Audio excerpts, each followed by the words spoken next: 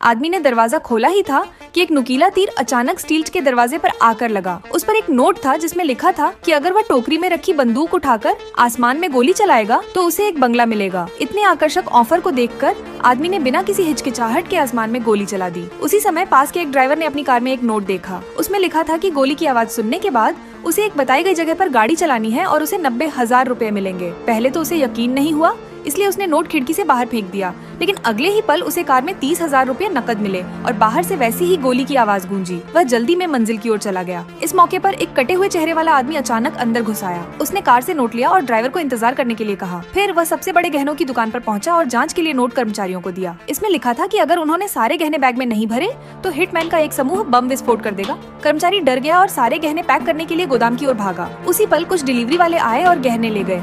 उन्होंने उसे इंतजार कर रही गाड़ियों में रखा, फिर ड्राइवर को वापस उसी जगह पर जाने के लिए कहा। जब ड्राइवर वापस आया तो धूप का चश्मा पहने एक आदमी पहले से ही इंतजार कर रहा था। उसने गहनों को एक स्पोर्ट्स कार में डाल दिया और बस इसी तरह एक बेहतरीन डकैती पूरी हो गई।